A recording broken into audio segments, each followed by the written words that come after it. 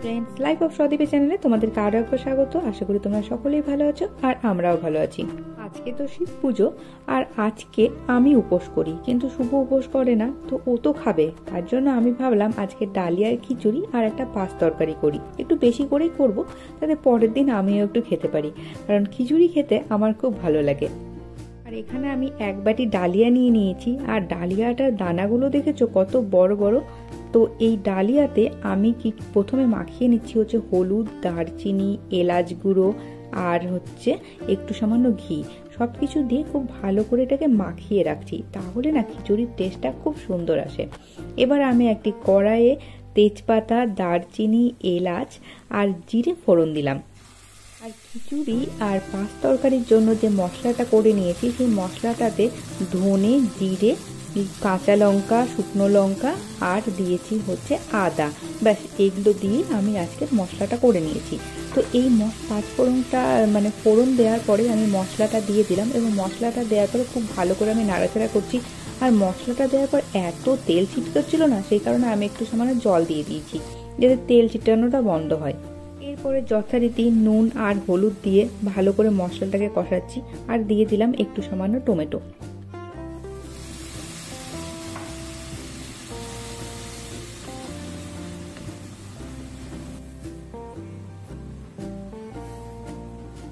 মশলাটা খুব ভালো কষা হয়ে গেলে আমি এখানে দিয়ে দিচ্ছি ডালিয়াটা, যে ডালিয়াটাকে আমি আর কি মশলা দিয়ে মাখিয়ে রেখেছিলাম, সেই ডালিয়াগুলোই সব এখানে দিয়ে দিচ্ছি। আর বলে রাখি, আমি এই ডালিয়ার খিচুড়ির জন্য মুগ ডাল আর কলাইয়ের ডাল, এই দুটো ডাল আমি ইউজ করেছি। তবে এই ডাল দুটো সেদ্ধ হতে এত দেরি লাগে, সেই কারণে আমি এটাকে প্রেসার কুকারে অলরেডি সেদ্ধ করে রেখেছি। তো এই মানে এখন আমি ডালিয়াটা কষাচ্ছি। ডালিয়াটা খুব ভালোভাবে কষানো হয়ে গেলেই যে মুগ ডাল আর কলাইয়ের ডাল আমি সেদ্ধ করে রেখেছিলাম, সেগুলো এখন দিয়ে দিলাম। সবগুলোকে খুব ভালো করে নাড়াচাড়া করে নিলাম, এবং দেখো খুব সুন্দর হয়ে গেছে মানে সবগুলো মশলার সাথে ডাল, চাল মানে ডালিয়া সব মিশে গিয়েছে। এই পর্যায়ে আমি দিয়ে দিচ্ছি হচ্ছে জল।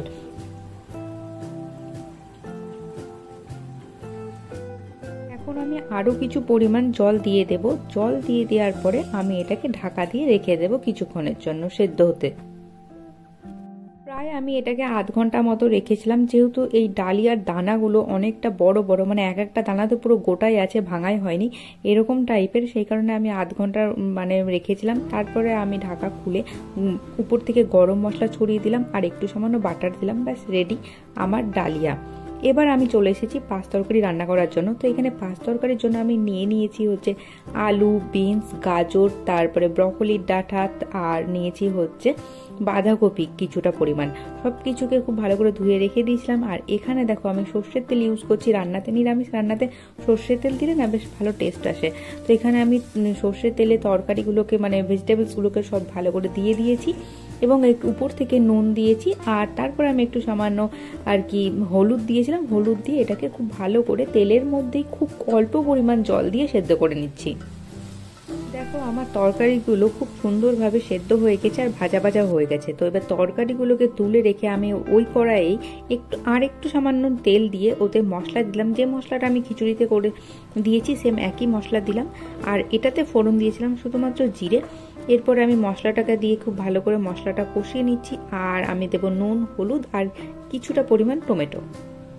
সমস্ত কিছু দেওয়া হয়ে গেলে মশলাটাকে কিছুক্ষণ ধরে খুব ভালো করে আর কি কষিয়ে নেব। মশলা কষানোটা খুব ইম্পর্টেন্ট, না তো কিন্তু খাবারের টেস্ট একদমই আসে না। সেখানে মশলাটাকে খুব ভালো করে কষিয়ে নিচ্ছি।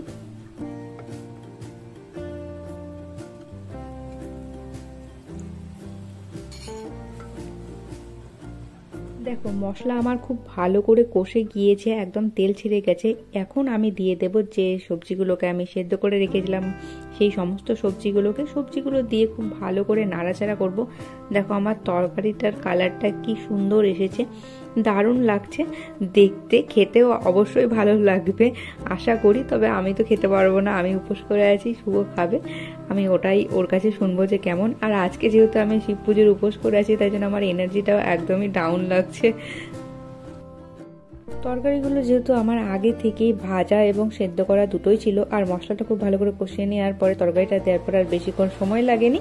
এরপরে আমি উপর থেকে ছড়িয়ে দিলাম হচ্ছে গরম মশলা। ব্যাস রেডি আমার পাঁচ তরকারি। এবং আমি চলে এসেছি এখানে শুভকে খাবার দেওয়ার জন্য। তো খুব সুন্দরভাবে আমি প্লেটটা সাজিয়ে নিয়েছি। খুব সুন্দরভাবে সাজিয়ে গুছিয়ে প্লেটে খাবার দিলে না দেখতেও যেমন সুন্দর লাগে, খেতেও কিন্তু খুব ভালো লাগে।